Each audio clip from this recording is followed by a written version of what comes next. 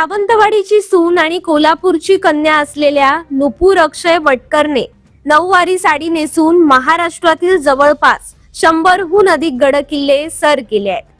धाडस आणि शौर्याच्या जोरावर रणरागिणी बनून ती हे ऐतिहासिक गडकिल्ले शिवरायांचा ठेवा जपण्यासाठी सर करते। शिवाजी महाराजांचा भगवा झेंडा तिला उंच उंच फडकवायचा आहे। भविष्यात एव्हरेस्ट शिखर सर करायची जिद्द नुपूरने मनात बाळगली आहे। नुपूर अक्षय मटकर ही पूर्वाश्रमीची नुपूर अनिल चोरणकर असून ती व्यवसायाने आर्किटेक्ट आहे। गडकिल्ले सर करण्याचा छंद गेली 12 वर्षे ती जोपासते।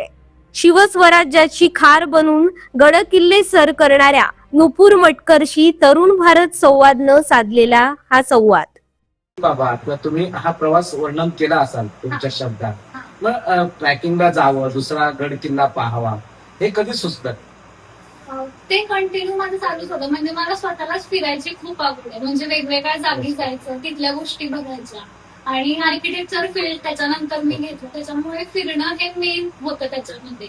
मग गड किल्ले हाच माझ्यासाठी कायम प्रायोरिटीचा विषय होता की कुठे जायचं म्हणल्यानंतर माझं असायचं की मला गड किल्ल्यांवरच जायचं। पण एकंदरीत तुमची बॉडी लँग्वेज पाहता आणि एकंदरीत आपल्या महाराष्ट्राचे गड किल्ले पाहता ज्या महाराजांनी उभारले, तुम्ही महिला झाशीच्या राणीने पण गड किल्ला पार केला आहे किंवा झाशीच्या राणीचा इतिहास आपल्या समोर आहे। महिला काही महाराष्ट्रातल्या कमी नाही, परंतु मी असा विचारण्या मागचं की आता असं म्हटलं जातं आजच्या की काय तू जाऊ नकोस, तुझी बॉडी लँग्वेज नाही आहे, तुझी शरीरयष्टी ते करण्या एवढं नाही आहे। मग अशा वेळी तुझ्या आई बाबांकडून कसा काय सपोर्ट मिळाला? ऍक्च्युली तिन्ही पण मुली आहेत, पण आम्ही कधीच मम्मी पप्पांनी आम्हाला मुलगीसारखं कधीच ट्रीट केलेलं नाहीये। कायम ते पाठीशीच होते की जे काय करशील ते कर, आमचा पूर्ण तुला सपोर्ट असणार आहे। ऑफिस करून काम करून परत शनिवार रविवार घरी न बसता मी फिरायला जायचे आणि त्याच्यामध्ये त्यांचा पूर्णपणे सपोर्ट। बहिणी आहेत, म्हणजे घरातले सगळे जण, तिकडे पण जॉईंट फॅमिली आहे, सगळे जण एकदम खुश असायचे की मी कुठे गेले, काय बघितलं, असं त्यांचं काय। पण हे तू संकलित केलं आहेस का? जसं तू एक डॉक्युमेंटरी केली आहेस का किंवा लिहिलंयस का? तुला लिहावं असं वाटतं का? मी लिहून माझं लेखन असतं। मी सगळं गड किल्ल्यांवर जाऊन आल्यानंतर मी सगळं लिहून काढते की मला आलेले अनुभव, वेगवेगळे अनुभव सुद्धा येतात। खूप वेळा असं होतं की महाराजांना मी एखादी गोष्ट बोलली आहे आणि त्यांनी कुठल्या ना कुठल्या याच्यामध्ये मला त्याची प्रचिती येते, असं पण झालेलं आहे। आणि इतर राज्यातल्या गड किल्ल्यांमध्ये काय असा फरक वाटला किंवा तुला फिरताना, म्हणजे जे तू महाराष्ट्रातल्या काही गड किल्ल्यांवर गेली आणि इतर राज्यात तू काही गड किल्ले अनुभवले असतील आणि काही हे केलं असेल, ट्रॅकिंग केलं असेल, तिथे काय वेगळा अनुभव होता तर तुला वाटलेला? महाराष्ट्रातले गड किल्ले हे त्याची अवस्था खूप वाईट आहे। किंवा आपले महाराज जे होते ते गड किल्ले म्हणजे स्वतःचा राखत नव्हते, पण बाकीचे राजे होते ते गड राखत होते आणि स्वतःचा स्वाभिमान सुद्धा त्याच्याबरोबर घालवत होते आणि शरण जात होते। असं होतं। आपल्या लोकांचं तसं नव्हतं। आपले लोक होते की मी मरणार त्या युद्धामध्ये, पण काही आपलं हे करणार नाही। त्याच्यामुळे तिकडचीच त्यांनी माघार घेतलंय, त्याच्यामुळे त्यांची संस्कृती आहे अशी राहिली आहे। पण आपले लोक लढले, त्याच्यामुळे आपले ह्याची खूप जास्त जतन झालं नाही नाही त्याकडे प्राऊड फिलिंग आहे। म्हणजे तुम्हाला जसं पाहायला मिळालं, म्हणजे तिथे थोडस डेव्हलपमेंट वाढली, पण इथे ती झालेली नाही ज्या पद्धती व्हायला हवी होती ती। तुमचा विवाह झाला, तुम्ही कोल्हापूरहून सावंतवाडीत व्हाया सावंतवाडीत आला, मग यावेळी तुमच्या इथल्या नव्या प्रवासात येताना तुम्ही तुमच्या आई वडिलांनी तुम्हाला सपोर्ट केला, कुटुंबाने केला, परंतु इथे आल्यानंतर या सावंतवाडीत मटकर कुटुंबियांकडून हा सपोर्ट झाला का? किंवा सहज असं तुम्हालाही माहिती आहे की आजच्या महिलांना थोडस आपल्या घरी आई वडिलांनी जरी लहानपणी आपल्याला किंवा शालेय जीवनात, कॉलेज जीवनात सपोर्ट केला, तरी दुसऱ्या प्रवाहात, दुसऱ्यामध्ये तसं केलं जात नाही की अजूनही ती एक संकुचित मनोवृत्ती आहे, नाही महिला सुनेने जायचं नाही, सुनेने हे करायचं नाही, सुनेने ते करायचं नाही, असं अजूनही आहे का? किंवा तुला त्याचा काय फिलिंग झालं? नाही मला ते असं कधी आलं का? कधी कोणी सांगितलं का नाही तू हे जाऊ नको, जा, हे असं चुकीचं आहे, असं झालं का? मी ह्याच्यासाठी स्वतःला खूप भाग्यवान समजते की मला असे सासू सासरे मिळाले। कारण मी लग्नाच्या आधी डायरेक्ट आईना फोन केला होता आणि त्यांना मी एकच बोलले की गड म्हणजे मी हे फिरत राहणार, तर त्यांचं स्वतःहून समोरून आलेलं उत्तर असं होतं की तू हे फिर, तुला हे फिरताना बघणंच आमच्यासाठी खूप Okay. आनंदाची गोष्ट आहे. आणि त्याच्यानंतर लग्नाच्या 15 दिवसानंतरच मी लगेच बाहेर पडलेले आणि मी चालल्यासारखा सगळ्यात उंच असं शिखर केलेलं.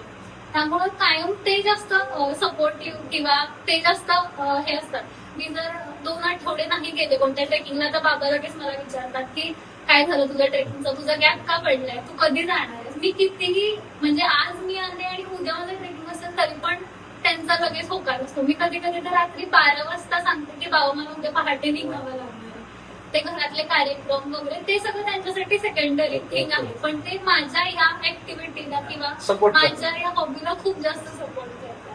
काय वाटतं तुला की हा सगळा प्रवास करताना 100च्या जवळपास गड किती अनुभवलेस?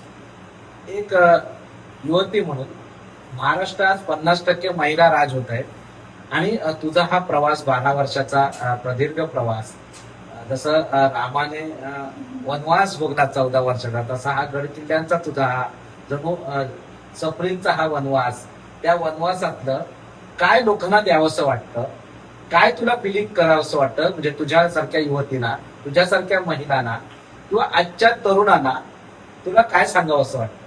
मला असं वाटतं की आपल्यामध्ये खूप जास्त कॅपॅसिटी असते, पण आपण ओळखायची गरज आहे.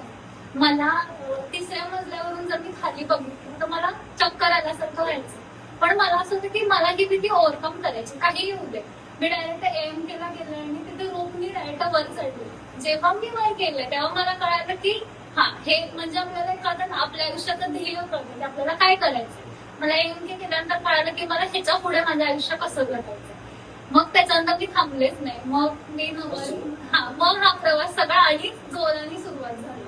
पण आता एक हे जमान्यात, आजच्या आमच्या सगळ्या एआयच्या जमान्यात किंवा सगळं सोशल मीडियाच्या थीम मध्ये गड किल्ले जायचं आणि आपण रील करायची आजच्या तरुण अनेक करतात आणि त्या गड किल्ल्यांबद्दलचा महती सांगतात. त्याबद्दल तुला काय सांगावं असं वाटतं की ते योग्य आहे किंवा ते रील फक्त करण्यापुरतं तुम्ही जाऊ नका, किंवा तुम्ही इतिहास जाणून घ्या, इतिहासातून तुम्ही पुन्हा वास्तव्याकडे या आणि हे करा, असं सांगावं? काय त्याच्यातून लोकांना सल्ला काय द्यावा असं वाटतं? मी जर ऍक्च्युली गड संवर्धनचे पण व्हिडिओ करायचे, म्हणजे मी गडांवर जायचे, तिला कचरा काढायला हे करायचे. 50% कमेंट असायच्या. काही बोलायचे दिखाव्यासाठी करताय, काही बोलायचे नाही चांगलं कार्य करताय. मला जे पाहिजे तेच मी घेणार. मला माहितीये, महाराजांना माहितीये की मी कोणासाठी करते, कशासाठी करते. तर त्याच्यानंतर माझे व्हिडिओ कसे व्हायरल व्हायला लागले ते बघून आणि 2 लोक किंवा आणि 10 लोक गडांवर जाऊन कचरा उचलायला लागले. मग माझं जे मूळ उद्दिष्ट होतं, तुम्ही दिखाव्यासाठी करा, तुम्ही प्रसिद्धीसाठी करा, पण आपला गड स्वच्छ होतो. तर माझा असा पर्स्पेक्टिव्ह होता, जर तुम्हाला गडांवर जाऊन व्हिडिओ करायचे तर तुम्ही करा, पण तुम्ही इतिहास जाणून घ्या आणि तुम्ही करा. म्हणजे आजपर्यंत जर एखादा हा इतिहास माहित होता तर कुठेतरी 10 लोक इतिहास बघून हा ठीक आहे मला व्हिडिओ करायचा म्हणून तरी तुम्ही वाचाल आपला इतिहास. आणि जेव्हा एकदा तुम्हाला इतिहास वाचायची गोडी लागते तेव्हा तुम्ही नाही थांबू शकत. म्हणजे तुम्ही म्हणजे तो प्रवास तुमचा पुढे चालू राहतो. तर मला वाटतं ही चांगली गोष्ट आहे. आणि आजच्या जगात वाईट गोष्टी करून प्रसिद्ध होण्यापेक्षा मला वाटतं ठीक आहे, एखादं माणूस दिखाव्यासाठी करत आहे करा, पण ते चांगल्या वेळी करत आहे. त्याच्यातून लोकांना तरुणांना इतिहास समजतो. फक्त गडांवर गेल्यानंतर आपण नुकसान होणार नाही गडाचं किंवा आपल्या संस्कृतीचा, त्याचं फक्त भान राखून केलं तर त्याच्यामध्ये काहीच चुकीचं नाही. तुम्ही 100च्या जवळपास गड किल्ले अनुभवलात. महाराष्ट्र शासन या गड किल्ल्यांचं संवर्धन करतंय. केंद्र सरकार गड किल्ल्यांबद्दल पुरातत्व खातं आज वेगळ्या पद्धतीने त्या गड किल्ल्यांचं संवर्धन करत आहे. तुम्ही मगाशी म्हटलं की इतर राज्यांनी महाराष्ट्राचे विचार करतात, ज्या छत्रपतींचा आपण वारसदार आहोत या महाराष्ट्रात सर्वच जण, आणि त्या वारसदारांनी हे गड किल्ले जतन करता येत नाहीये, ही खंत आजच्या तरुणांकडे आहे. मग अशा स्थितीत महाराष्ट्राचे मुख्यमंत्री देवेंद्र फडणवीस यांनी स्वतः लीड घेतलंय. रायगडला त्याने स्वतः रायगड पासून सगळ्याच गड किल्ले संवर्धन केले. तुला या सगळ्यातून महाराष्ट्राच्या मुख्यमंत्र्यांना, त्याचबरोबर महाराष्ट्राच्या मंत्रिमंडळांना आणि महाराष्ट्राच्या जनतेला काय सांगावं असं वाटतं, किंवा काय त्यांना सांगते हे गड किल्ले कसे जतन करावे, त्यांचं संवर्धन कसं व्हावं, आणि महाराष्ट्र पर्यटन दृष्ट्या या गड किल्ल्यांच्या ऐतिहासिक पर्यटनचा ठेवा कसा पुढच्या 50-100 वर्षात आपल्याला जपायला हवं असं तुझ्या स्वप्नात किंवा तुझ्या टीममध्ये काय आहे? मला असं वाटतं की आता आपले जर आपण पकडले 350 गड किल्ले आपल्या महाराष्ट्राची लोकसंख्या किती आपल्याला माहिती त्याच्यामध्ये प्रचंड श्रीमंत लोक आहेत. प्रत्येक एक 10 लोकांनी मी म्हणते एक गड जर दत्तक घेतला म्हणजे फक्त निधीसाठी तुम्ही निधी द्या आम्ही काम करतो असे माझ्यासारखे खूप शिवभक्त आहेत जे काम करायला तयार आहेत पण कुठेतरी परमिशनचे वगैरे विषय होतात. मग एक कोणतरी टेक्निकल त्याच्यावर हे केलं आणि लोकांनीच मिळून जर गड संवर्धन केलं तिथला मेन मुद्दा आहे की पहिला आहे कचरा. आता आपल्याला कोणते शत्रू आपल्यावर येऊन आक्रमण करतील हा विषय नाहीये पण आपल्यासाठी आता मेन शत्रू आहे प्लॅस्टिक. तर पहिली ही मोहीम राबवायला पाहिजे की वर्षातला एक दिवस किंवा प्रत्येक महिन्यातला एक दिवस आपापल्या ज्यांच्या गावातून गडकिल्ले जवळ आहेत तिथे जायचं. महिन्यातला एक दिवस महाराष्ट्रातल्या प्रत्येकाने तिथे जाऊन कचरा उचलायचा. प्रत्येक महिन्यात जर ही 12 महिने जर मोहीम ही राबवली गेली तर का गडकिल्ले स्वच्छ राहणार नाही किंवा वासोटा पॅटर्न आहे जिथे प्लास्टिक वर अलाउड नाहीये किंवा ते डिपॉझिट घेतात आणि त्या भीतीने लोक चॉकलेटचा रॅपर सुद्धा गडावर टाकत नाही म्हणून तो गड इतका स्वच्छ. हे प्रत्येक गडावर होऊच शकतं आणि मला वाटतं की लोकांनी जास्त आता डॉक्युमेंट करून ठेवायला पाहिजे कारण हे जे काही अतिक्रमण वगैरे वाढलं तर आपल्याकडे प्रूफ पाहिजे की या साली हे होतं गडावर आणि आता तुम्ही हे वाढलंय. तर ह्या सगळ्या गोष्टीचा पण सरकारने विचार करायला पाहिजे आणि गड पूर्वस्थितीमध्ये आणायला पाहिजे. पण महाराजांसाठी तुम्ही स्मारक बांधा त्याच्याबद्दल माझं काहीच म्हणणं नाही. तुम्ही महाराष्ट्रभर महाराजांची स्मारकं व्हावी जिथे जाईल तिथे आपल्याला महाराज दिसायलाच पाहिजे. पण त्यांचा मूळ मुद्दा होता की त्यांचा जीव हा गडकोट्यात आहे आणि तो कुठेतरी अजून त्यांच्या मनात ती खंत असेल की नाही माझे गडकोट माझ्या मावळ्यांनी इतकं रक्त सांडलंय आणि ते अशा अवस्थेत आहेत किंवा वाईट काही आताच्या मावळ्यांनी जतन करावे पाहिजेत आणि आमच्यासारखे आहेत की आम्ही तयार आहेत आम्ही आमचं पूर्ण हे त्याच्यामध्ये करायला तयार आहे. आमच्या तरुण भारत संवाद कडून शुभेच्छा.